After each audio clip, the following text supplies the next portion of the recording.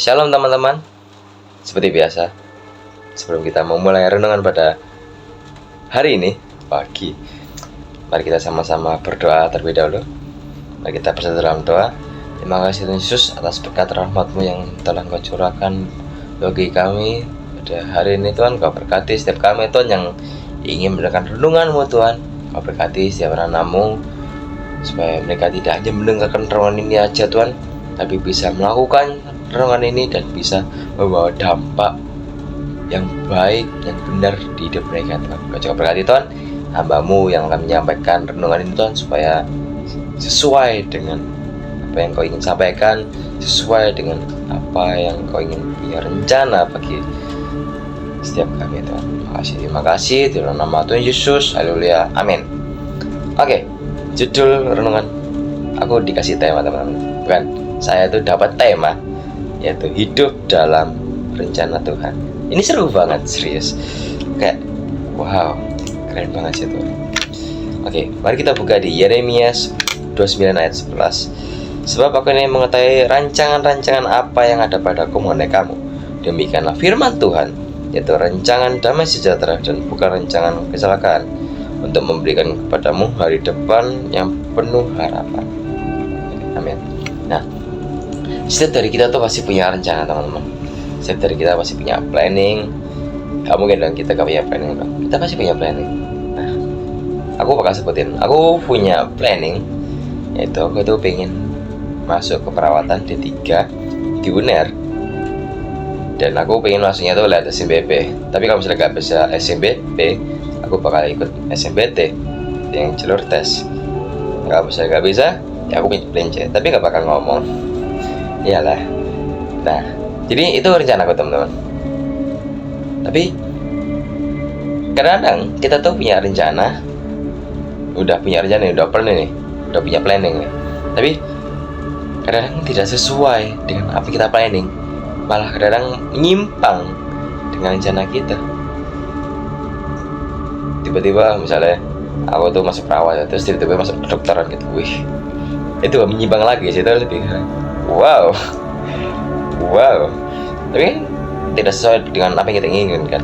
Jadi nih kayak kita tiba-tiba marah gitu sama Tuhan. Tuhan, kenapa kok gak sesuai sama yang aku inginin sih? Kenapa kok gini-gini sih Tuhan? Dan sebagainya. Kita tuh kecewa, marah pada Tuhan. Padahal tentu punya maksud tersendiri teman-teman. Tentu punya plan yang jauh lebih indah, jauh lebih baik daripada yang kita pikirkan. Tapi kadang-kadang kitanya aja yang menganggapnya kayak kenapa kok gini sih Tuhan? Kita menganggap kayak kecewa gitu. Tuhan tuh membuatnya tuh semua tuh hancur gitu. Enggak, padahal Tuhan tuh tahu hidup kita tuh mau diarahkan kemana. Tuhan tuh tahu jalan kita tuh seperti apa. Jadi kenapa sih kita gak mau dengar-dengaran sih pada Tuhan? Kenapa sih kita harus ngomel pada Tuhan? Tuhan tuh yang punya hidup kita. Tuhan tuh punya hidup kita. Kenapa kita gak mau ngikut aja? Itu tuh biar rencana jauh lebih indah teman-teman. Nah, jadi aku di sini pengen memberikan kalian suatu tips bagaimana kita bisa menghidupi, atau bagaimana kita bisa hidup dalam rencananya Tuhan. Yaitu ada dua. Yang pertama yaitu kita harus datang kepada Tuhan. Ya, kita buka di Yeremia 29 ayat 12 ayat selanjutnya. Dan apabila kamu berseru dan datang untuk berdoa kepadaku, maka aku akan mendengarkan kamu. Nah, di ayat ini udah jelas-jelas banget mengatakan, dan apabila kamu berseru dan datang untuk berdoa kepadaku. Kita tuh harus datang teman-teman. Kita harus berseru, kita harus datang berdoa kepada Tuhan. Lebih karena kita tuh harus dekat lah pada Tuhan.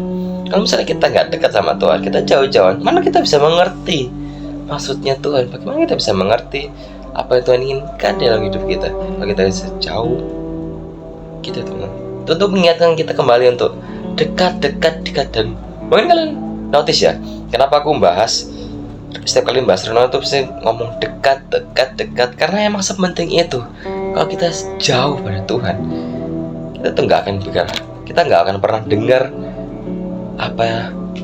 apa-apa dari Tuhan. Mungkin nggak bisa dengar dari suara Tuhan, nggak bisa melihat pekerjaan yang Tuhan telah siapkan untuk kita kalau kita nggak dekat pada Tuhan.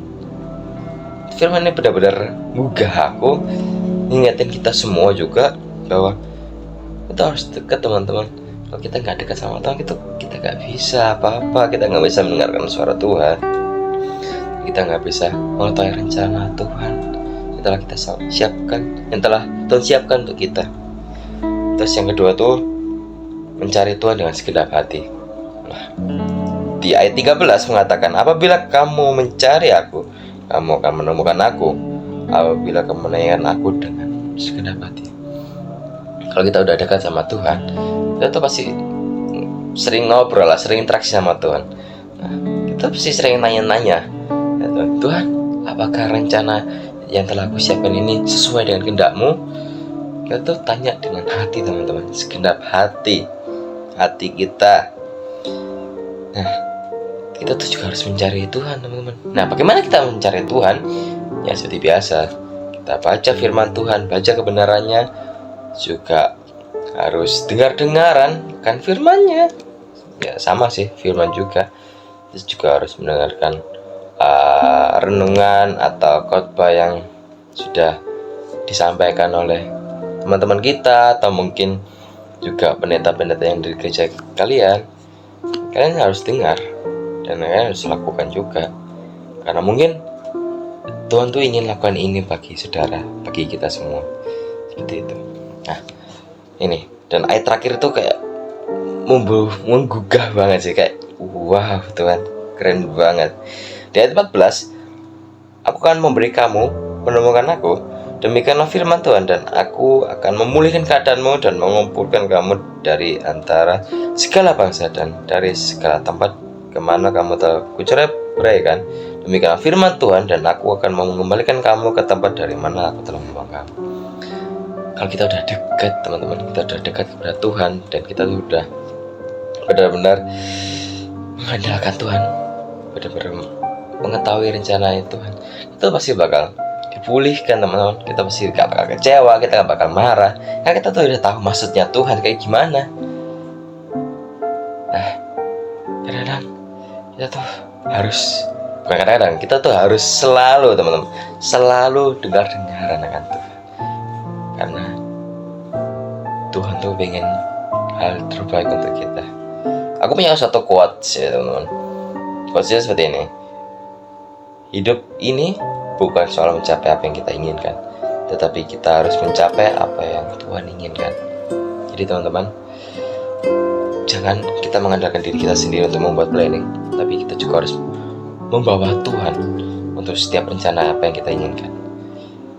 Itu aja sih. Ini renungannya panjang banget yang aku telah sampaikan.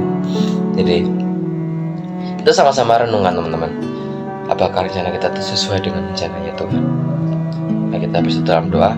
Terima kasih Tuhan atas berkat-Mu pada hari ini, Tuhan, karena Engkau telah mengingatkan kami, Tuhan, bahwa rencana-Mu itu selalu baik dan selalu indah, Tuhan. Dan biarlah kami bisa menghidupi rencana-Mu, Tuhan. Biarlah kami bisa selalu dekat padamu, Tuhan, bisa selalu dengar akan Kau, selalu peka akan Kau, Tuhan, supaya kami bisa menghidupi rencana yang telah Kau sediakan bagi kami, Tuhan. Karena kami yakin, Tuhan, dan percaya bahwa rencana-Mu itu bukan rencana kecelakaan, bahwa rencana-Mu itu membawa kami kepada hari depan yang penuh dengan harapan, Tuhan. Hamba-Mu telah selesai menyampaikan renungan ini, Tuhan. Sebentar, anak-anak ini juga akan melakukan kegiatan selanjutnya, Tuhan. Kau berkati setiap mereka, Tuhan, supaya mereka bisa melakukan kegiatan mereka dengan baik, Tuhan, sesuai dengan apa yang Kau inginkan dalam hidup mereka, Tuhan. Di dalam nama Tuhan Yesus, haleluya, amin. Oke, God bless, teman-teman.